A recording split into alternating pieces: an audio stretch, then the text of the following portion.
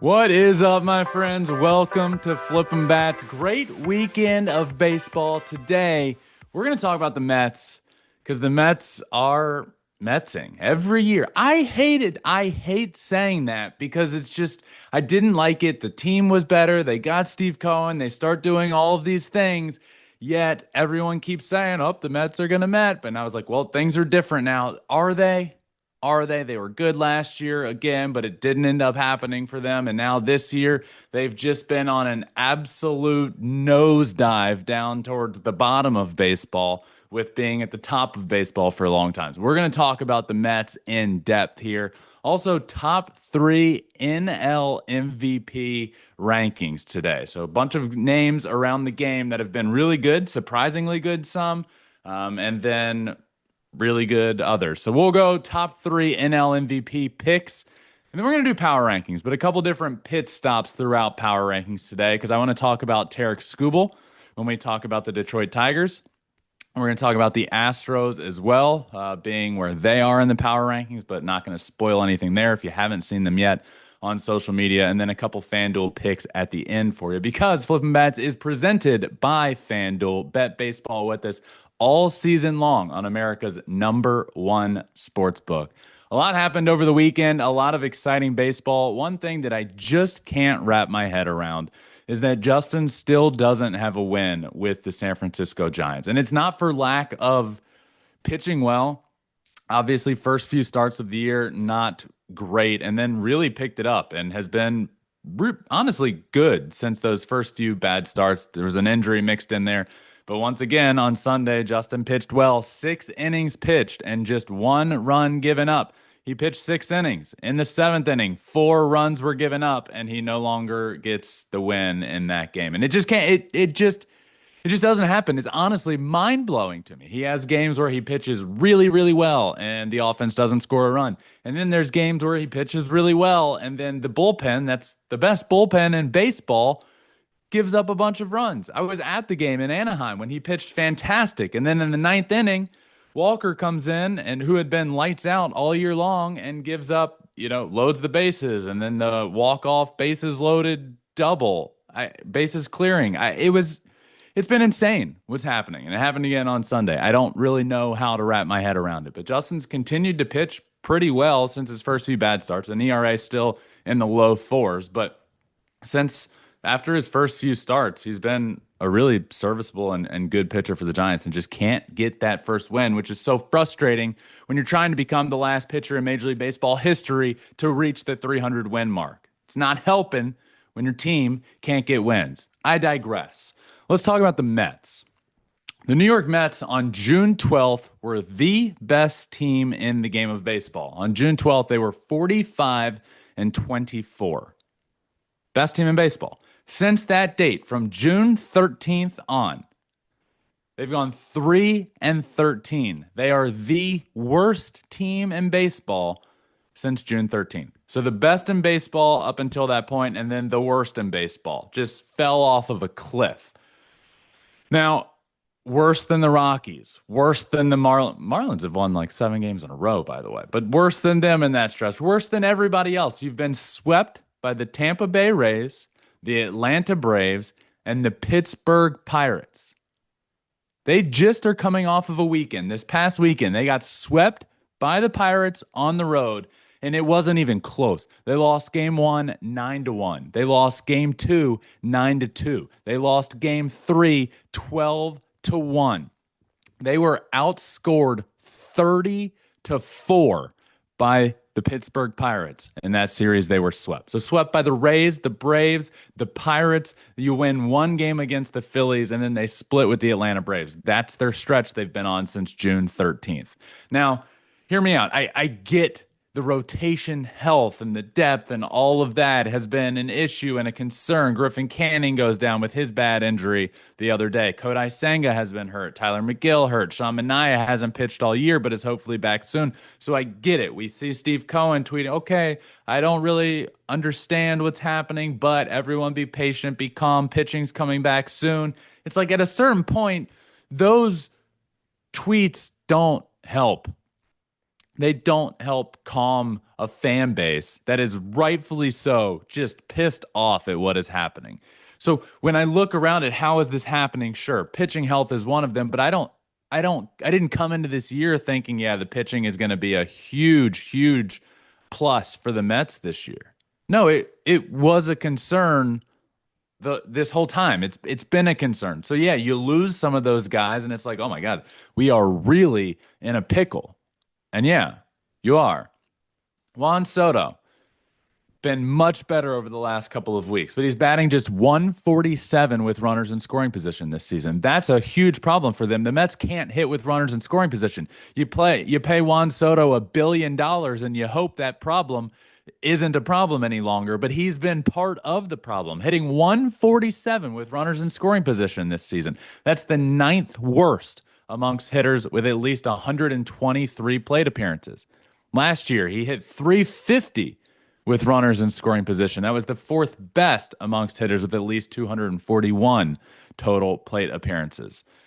His OPS, Juan Soto has an OPS of just 588 with runners in scoring position this season. That's the sixth worst in Major League Baseball. He had an OPS of 1,149, 1.149 with runners in scoring position last season. That was the third best. Sixth worst in baseball this season, third best in baseball last season with runners in scoring position. So now, also Pete, who was hotter than anybody on planet Earth to start the year, has come back down to earth a little bit. So his struggles mixed with Soto's year-long struggles, though it has been better, I can acknowledge much better. He's getting much closer to Juan Soto like numbers. But over the course of the full season, with runners in scoring position, bad. So now you're sitting here, and the Mets had a huge lead in the competitive NL East. We're sitting pretty, and all of a sudden, it's just back down to earth. And we're at the halfway mark of the season now. And you're sitting here. You had the best record in baseball less than a month ago, and now you're a game and a half back of the Philadelphia Phillies in the NL East. This team is a nightmare. The New York Mets are a nightmare. It continues. The nightmare continues. This team is just a flaming roller coaster of underachievement, and all of us watching are just like strapped in and have to be along for the ride while Steve Cohen is online just tweeting about patience. Nobody has patience for this team. They've had patience for decades. And finally, it's like, we have a good team. We spend $1 billion on Juan Soto. We don't want to be patient. We want to be good. And now this team that was good is an absolute nightmare. You have to fix it now before this season just becomes another footnote in the encyclopedia of Mets misery. Now, we're at the halfway mark. This team is still fine, right? If you look at the standings and you look at the wild card race and you look at the division, you can say the Mets are fine. What are we freaking out about? We're freaking out because this was the best team in baseball less than a month ago, and now they're the worst team in baseball. The Mets have allowed the conversation to start again of, oh boy, here we go again. The Mets are Metsing.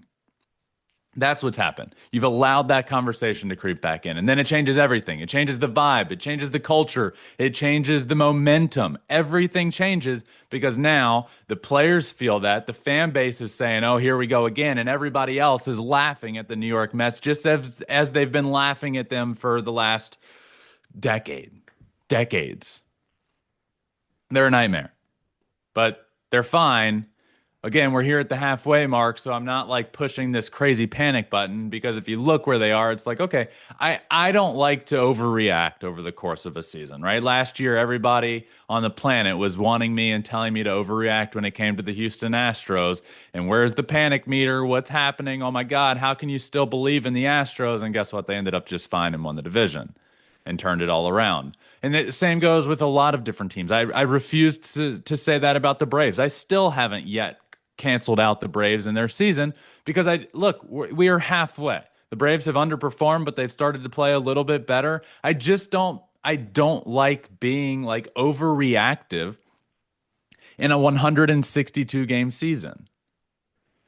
So the Mets are in a fine position, but it's just if you look at the extremes, the Mets are a hard team to not overreact about because they are the extremes, right? They can be really good and they can be really bad. So you catch them when they're really bad, and it's like, oh my God, the world is ending. Is it? I mean, you need to go out and address some things at the trade deadline. You need to go out and address pitching, but you look around the league and there's plenty of other teams that it's like, are you better than them? And what are they going to do? The Giants, they're a very streaky team as well. What are they going to do? The Padres have had a similar sort of season of like elite, very good, and then a downfall. But I think they're playing a little better right now.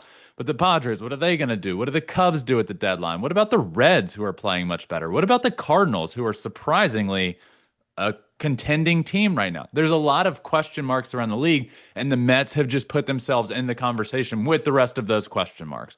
Okay, they're now in the middle of that pack for the NL playoff race.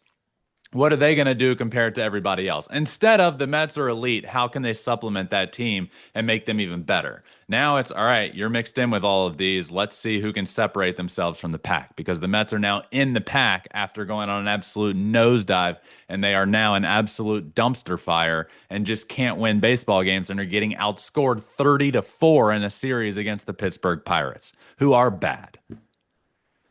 Mets are Metsing. We'll see how long it lasts. Let's talk NL MVP picks, because Pete Alonso would have been on here just a couple weeks ago. But spoiler alert, Pete Alonso is not going to be on my list right now for top 3 NL MVP picks at the halfway mark of the season. We are halfway through, and now we're going to do top 3 NL MVP picks. And we're going to start with a name that is going to surprise everyone. And people are probably going to disagree with it. But I'm going to start at number 3 with Ronald Acuna Jr., who came back in May. He's been back for just about a month, a little over a month. And you might say, well, how can you have him here if he's only been back a month? And that's a great point. But he's hitting .361 with a 1.109 OPS since his return in May. He's got 9 homers. He has now stolen a couple bases, which I'm excited to see, because he came back and for a little bit he wasn't running. And I get that. Your second ACL surgery. But he's been back, and he's been back better than his MVP form. He's tearing the cover off the ball. So do I expect Ronald Acuna Jr. to, if the season ends right now, is he a top 3 NL MVP pick? No, because of sample size. But if he keeps putting these numbers up, if he hits well over 300, if he hits 330 on the year with 20 plus homers, if he can get to 30 plus homers, right now he's on pace. He's at 9. He's on pace for 20, but he hasn't played much. He's played a little over a month of baseball. So let's say he gets to 30 home runs and steals 20 stolen bases, and he hits 340 on the year. You're telling me he might not be in that MVP conversation? Absolutely, he would be. So give me Ronald Acuna Jr., who has come back from a second ACL surgery and been better than he has at any point in his career. Man, just as a baseball fan, it has been awesome to see Ronald Acuna Jr. Give me number 3 in the NL MVP Power Rankings for Ronald Acuna Jr. At number 2, let's move on to 2 and go with the Chicago Cubs 23-year-old phenom, Pete Crow Armstrong. PCA, he has 25 stolen bases and 21 home runs with an .836 OPS. He's hitting over 260 on the year. Again, we're at the halfway mark of the season, and PCA is on pace for 40 homers and 50 stolen bases. Those are MVP numbers if I've ever heard them. Now, if he can get that on-base percentage up, his on-base percentage is under 300 as we speak. Yes, it's 299, but just not a good on-base percentage. He's hitting over 260. His OPS is, again, 836, which is very good. But if he can get that on-base percentage up, if you can start turning some of those outs or punch outs into walks, man, your average just starts climbing. You see it time and time again. I played 5 years professionally. I did not walk a lot. Then I really worked on it. You start mixing in a couple walks instead of a couple outs. Next thing you know, your average does start creeping up. He's 23 years old. He's on pace for a 40 homer, 50 stolen base season. He's playing elite center field, gold glove center field, platinum glove center field. He's the best outfielder in the game of baseball. He goes and makes plays that everyone's not getting. He's making these plays standing up without having to dive. He's so much fun to watch in the outfield. Pete Crow Armstrong is a stud, and he deserves to be in the MVP conversation. He deserves to be the starter in the All-Star game. He's a freak. He's a freak of nature. Now, in his last month, it has been definitely going downhill. I need to see that turn around. This race would be much closer. In his last 30 games, he's hitting 219. His last 15, 218. In his last 7 games, he's hitting 185. So these numbers are where they are. Look, if you were to just fast forward and tell Cubs fans, okay, look, in his first full season at 23 years old, Pete Crow Armstrong is going to go 2020 and hit 250, you'd be like, oh my God, sign me up. He's already over 2020. He could steal 5 more bases and hit 9 homers over the course of the entire rest of the season, another half of the season, and he's a 30-30 player at 23 years old playing in a platinum gold glove center field. You would take that 10 times out of 10. He's better than that. He's going to put up better numbers than that. This, no matter what happens from here on out, has been a smashing success for PCA this year with the Chicago Cubs. And as we sit right now, at the beginning of July, he's an MVP candidate for sure. Let's move on to number 1. My number 1 NL MVP pick right now is Shohei Ohtani. Shohei Ohtani leads the National League in OPS. He leads the National League in home runs and slugging percentage. 29 homers. Again, right at the halfway mark. He's on pace for 60 home runs. He's on pace for 60 home runs. He's already the MLB, the MVP frontrunner with the bat. With just hitting, Shohei Ohtani right now is the MVP frontrunner in the National League. Now, add back that he's pitching and that he's being very effective on the mound. Anything you get from him pitching, everyone is saying this, even on the Dodgers, anything you get from him on the mound is a plus. He doesn't add to a roster spot as a pitcher.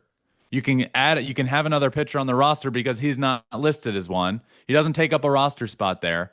Everything you get from him on the mound is a plus. That goes for the Dodgers. That goes for what they need as a pitcher. That goes for Shohei Ohtani and his MVP case. Anything you get from him on the mound is a plus. So if you add that to already the MVP frontrunner and already the best player in the National League, if you add the fact that he's pitching and pitching well and pitching effectively, what do you have? Well, you have a player that's going to win his 3rd consecutive MVP award, his 4th MVP award.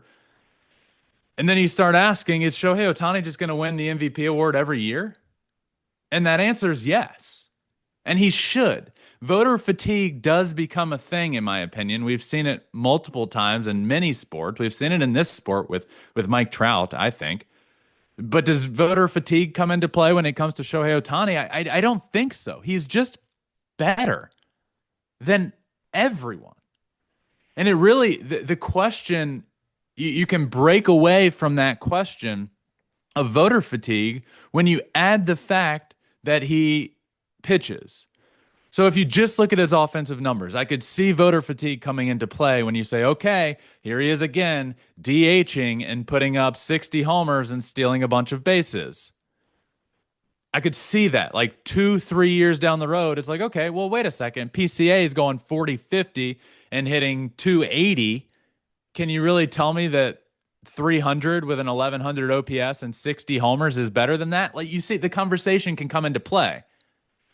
But where it doesn't is if Shohei's hitting 290 to 300 with 60 homers and driving in a bunch of runs and still stealing 20 bases and also going on the mound and having a sub-3 ERA and striking out a bunch of people. And over the weekend, he had his 3rd start. He pitched 2 scoreless innings, and he threw the hardest pitch of his major league career at 101.7 miles an hour.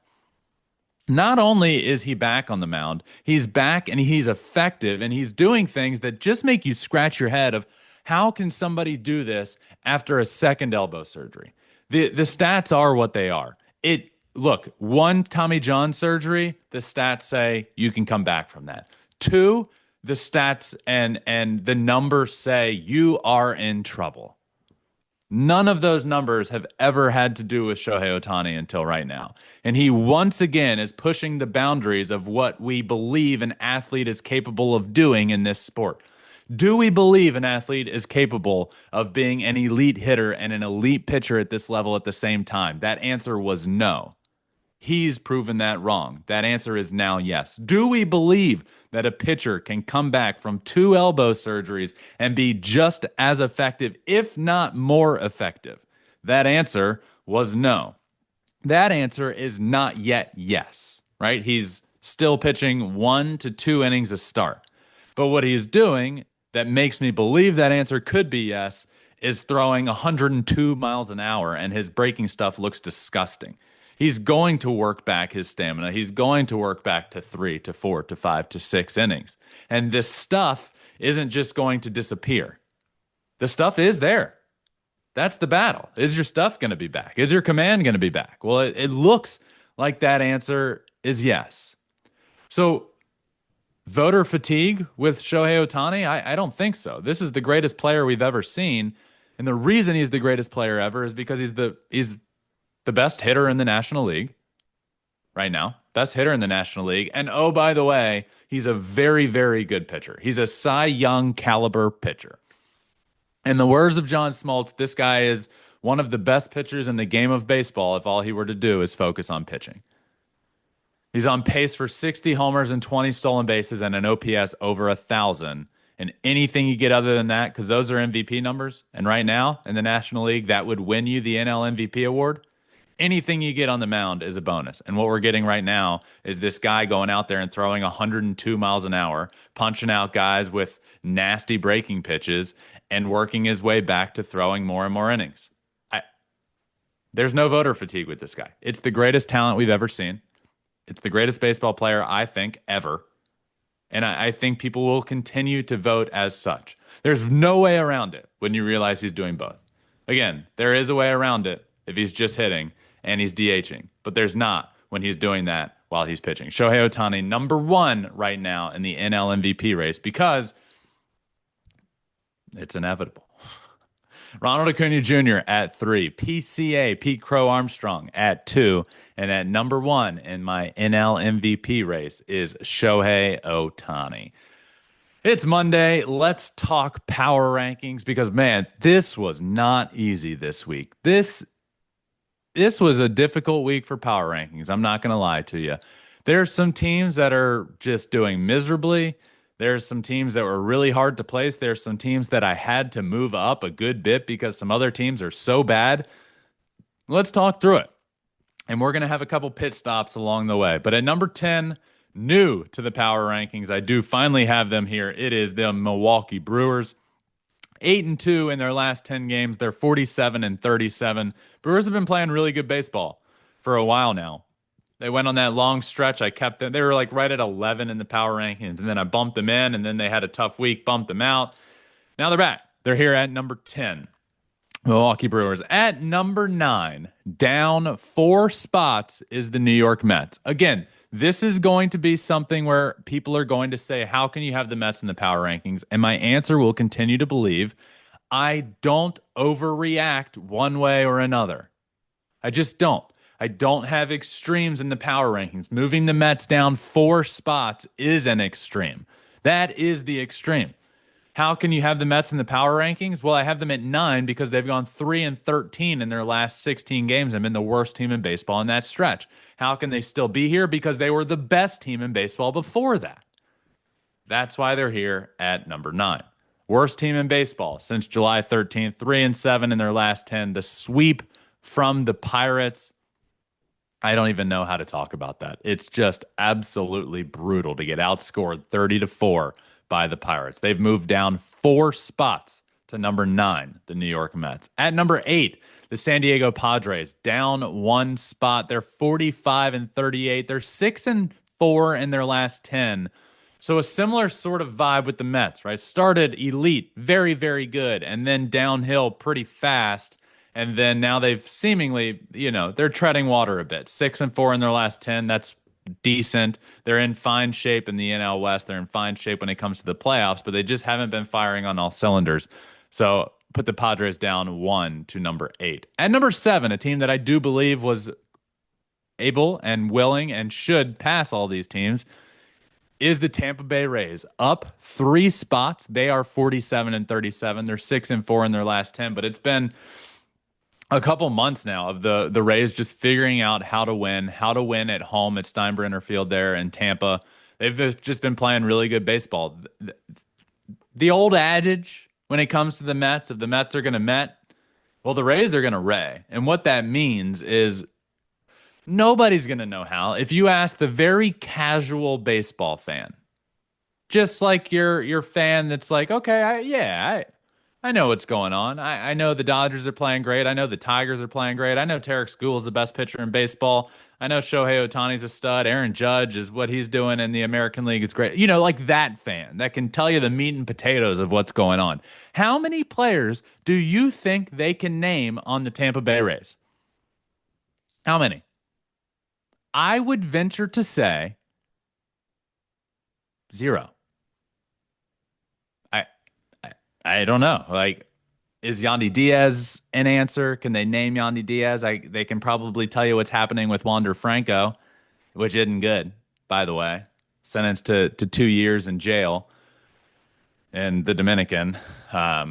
So I digress. How many players do you think they can name on the Rays? I don't know how many that is. So that's what I mean. The Rays are going to Ray. They are good. They are at number 7 in the power rankings. They've been playing great, and you can't name many players on that team unless you're a big baseball fan. Hats off to them for continually doing this. And I will just continue to come into the year and think, man, this is good. I just don't see the Rays being that good. And they just continually prove everybody wrong. And I always say this about the Rays. Hats off to them. But, like, is it really? They're never going to be. They're not, with how they do it, they're not going to be good enough to win a World Series. But they can be good enough to, like, go on these surprising runs and get into the playoffs. But they aren't good enough to win a World Series. So that's why I always hesitate with these teams and the money ball and the analytics first. It's like, okay, great. What does it get you? Nothing. It gets you competitive for over the course of 162, but then you get beat in the playoffs because you don't sign that big bat, that difference maker. I could be wrong. The Rays might go on and win the World Series, right? But I'd take a wager with any of you that the Rays aren't going to win the World Series this year. But this is supposed to be like positive about them. I don't know how I went down that path. The Rays are playing really good. The Rays always Ray. They always surprise me, and good on them. They're up 3 spots. They're 47 and 37 and right behind the Yankees in the American League East. And here at number 7. At number 6, they are once again right behind the Yankees because the Yankees are here at number 6, up 3 spots as well. Look, the Yankees haven't been playing great. This is one of the things that made these power rankings really tough. I was okay moving the Rays up 3 spots. I had to keep the Yankees ahead of them because they deserve to be ahead of them, and they're ahead of them in the division. But the Yankees don't deserve to be up 3 spots, but they are because the Mets have been brutal. The Padres, they've been playing better than the Padres. The Giants, I mean, look, we're here at number 6 at this point. You probably figured it out. The Giants aren't in the power rankings at all, so the Yankees had to just move up. So they're up 3 spots to number 6 because everybody else has just been downright bad, really, that was near them in the power rankings. Yankees at number 6. At number 5, I'm going to go the Chicago Cubs. They have stayed the same. 49 and 35 is their record. 4 and 6 in the last 10. Just lost to the Houston Astros, but they've been fine. Astros were slightly ahead of them in the power rankings, and then you lose a really good, really fun series. The return of Kyle Tucker and Ryan Presley. Astros end up winning that series. I kept the Cubs the same spot. They're definitely a top 5 team, especially with the way the bottom 5 in the power rankings are all playing. At number 4, the Philadelphia Phillies, down 1 spot, 49 and 35. They are 5 and 5 in their last 10. They are a game and a half up on the Mets in the NL East. They are a very good baseball team, and I had them at 3 last week, but I flip-flopped them this week because the 2 teams played against each other, and that means at number 3, moving up once again in the power rankings, is the Houston Astros. Imagine telling someone last year that the 2025 Astros would be without Alex Bregman, that they would be without Kyle Tucker. Yet at the halfway mark of the season, they would have the third best record in all of Major League Baseball. And then continue to go on to tell them about all the pitching injuries they've had. And that Yordan Alvarez hasn't played most of the year, and that when he was playing, he wasn't playing well at all. And that Jose Altuve has just been okay. You combine Yordan Alvarez and Jose Altuve's WAR, and they are hovering right around 0. Jose Altuve is at 0.7. Yordan Alvarez is at negative 0.2 right now. My point isn't that they're not good baseball players. Jose Altuve has actually been. I think his defense has a lot to do with that. But my point is that you lose Alex Bregman, you lose Kyle Tucker, then Jose Altuve and Yordan Alvarez have a WAR of less than 1 combined on the year, and Yordan hasn't been playing. And yet the Houston Astros, who have been dealing with many injuries as well, and a middle of the bullpen that has just been not very good. Back end, great. Those middle innings, not good. Pitching health, bad. Pitching injuries, aplenty. Kyle Tucker, Alex Bregman, gone. All of these things are happening, yet the Houston Astros have the third best record in all of Major League Baseball. Why is that? Everyone say it with me. Every one of you. Why are the Houston Astros so good? Why do they have the third best record in Major League Baseball at the halfway mark without all of their superstars? Because the Houston Astros are inevitable. There's no way around it. They just keep winning. The organization knows how to win. I truly believe in that. I've said it before with teams that aren't good. A team and an organization has to know how to win, and there has to be a year that breaks up the tradition and the path that they are on. The Seattle Mariners are a team that I continually talk about. Something has to break up the current mold that they are sitting within. The same run that they have never won a World Series. They have never won. They don't sign offense. Something has to change.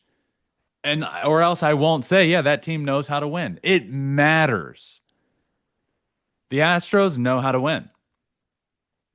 And here they are, third best record in Major League Baseball at the halfway mark with a brand new looking team, completely different looking team. Isaac Paredes over at third base. Cam Smith, really good, really fun to watch in the outfield. An elite defensive right fielder.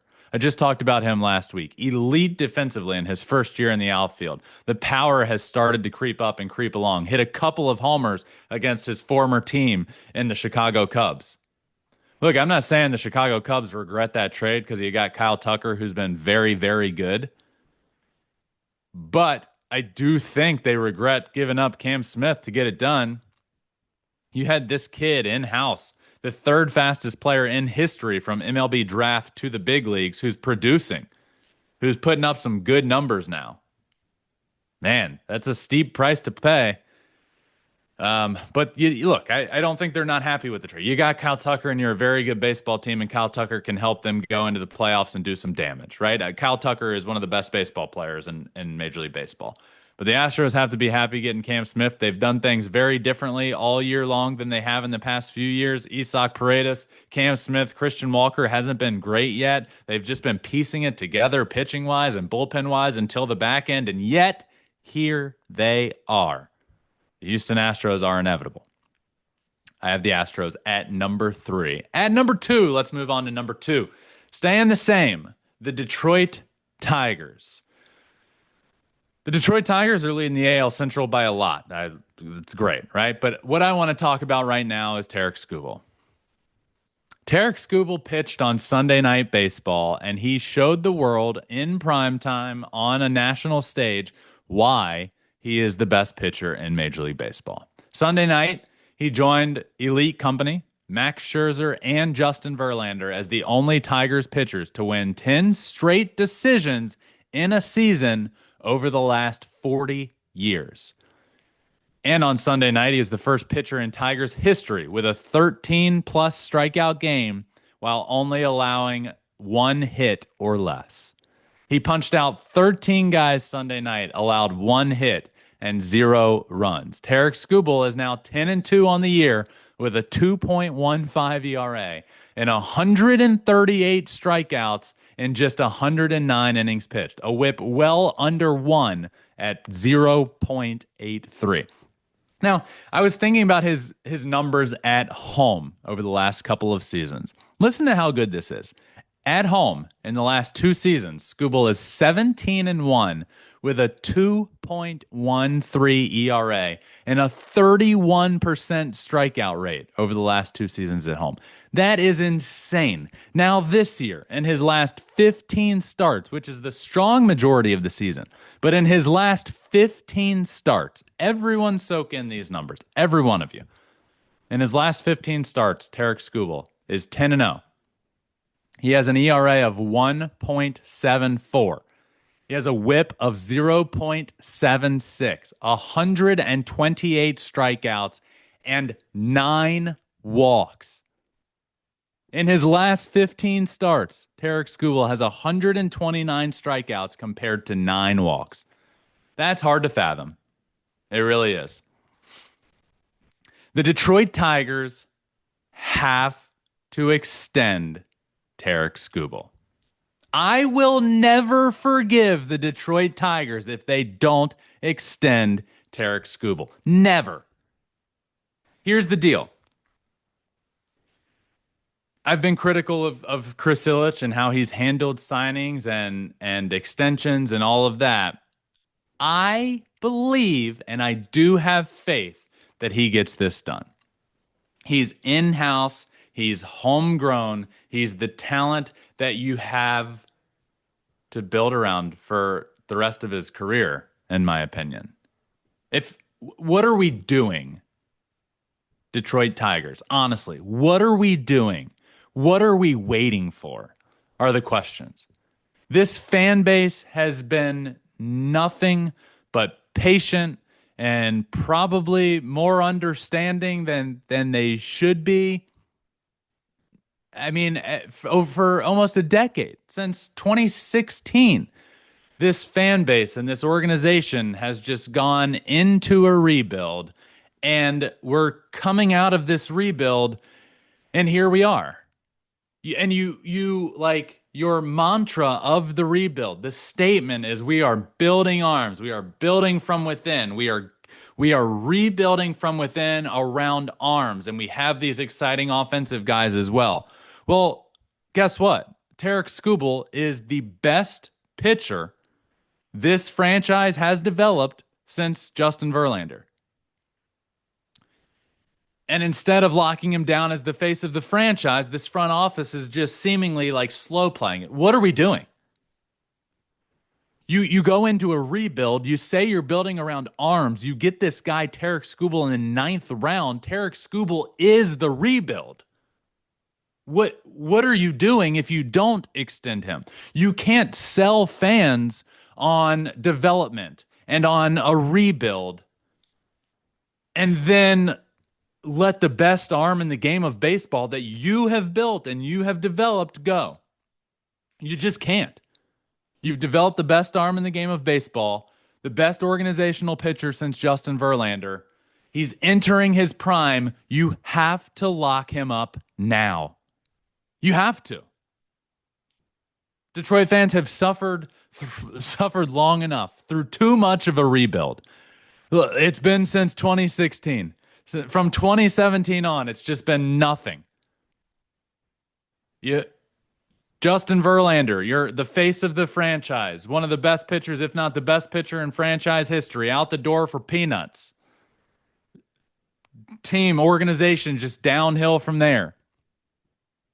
What message are you sending to the fan base, to the organization, to the city of Detroit, if for almost a decade you have been screaming into the abyss about development and about a rebuild and about building around these arms, and then you develop the best arm in the game of baseball that the city has rallied around, and that the guy eats, sleeps, and breathes Detroit? Tarik Skubal is Detroit. He's blue-collared. He's hard-nosed. Tarik Skubal is what the city is all about. And you get that guy in-house, and you develop him to being the best pitcher in the game.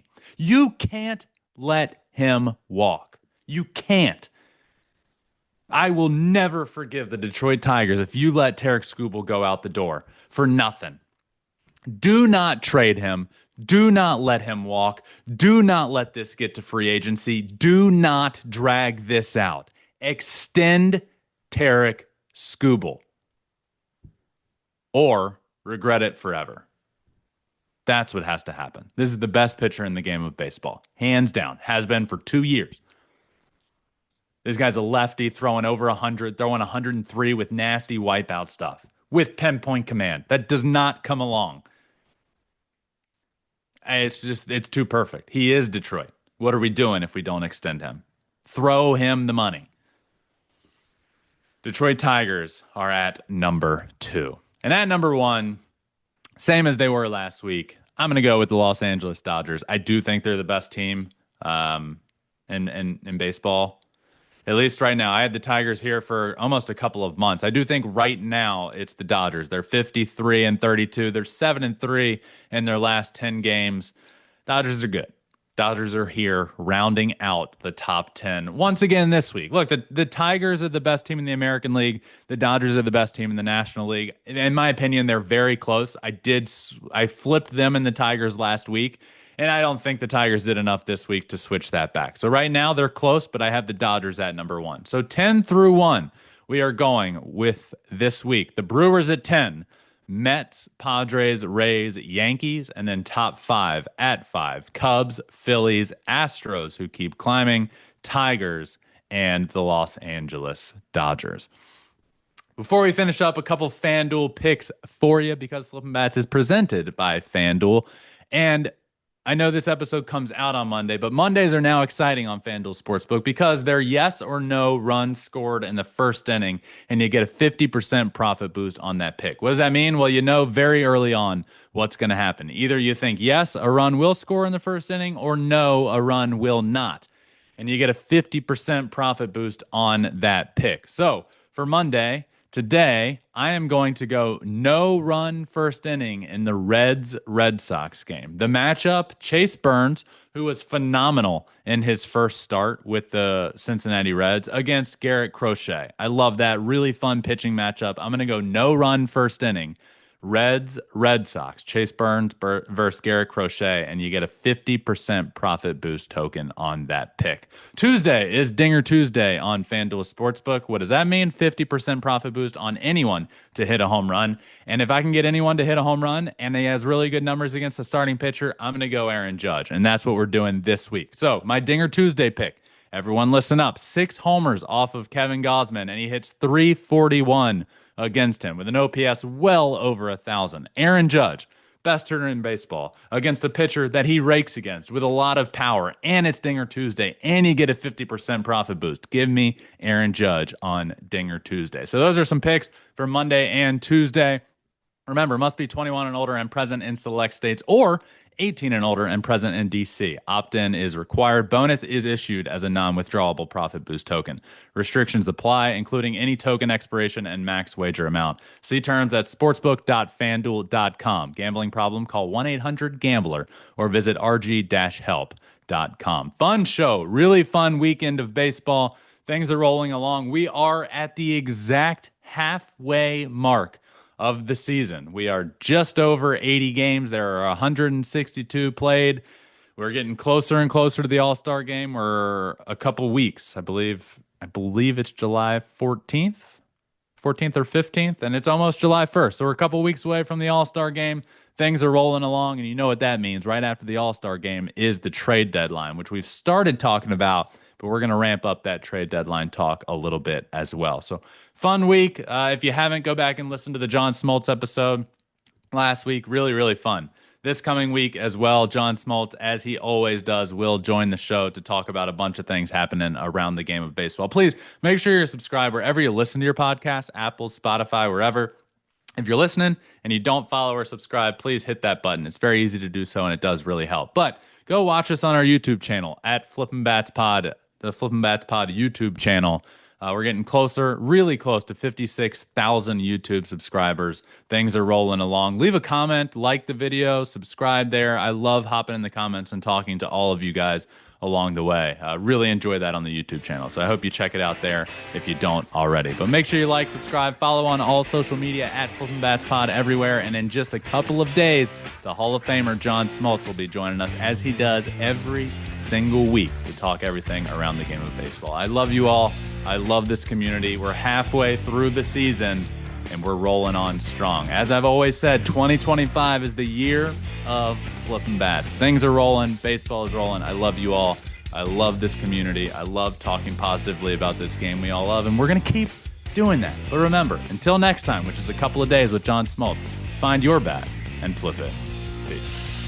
Flippin' Bats is presented by FanDuel Sportsbook. Must be 21 and older and present in select states. For Kansas, an affiliation with Kansas Star Casino, or 18 and older and present in D.C. Gambling problem? Call 1-800-GAMBLER or visit rg-help.com. Call 1-888-789-7777 or visit ccpg.org/chat in Connecticut. Or visit mdgamblinghelp.org in Maryland. Hope is here. Visit gamblinghelplinema.org or call 800-327-5050 for 24/7 support in Massachusetts, or call 1-877-8-HOPE-NY or text HOPE-NY in New York.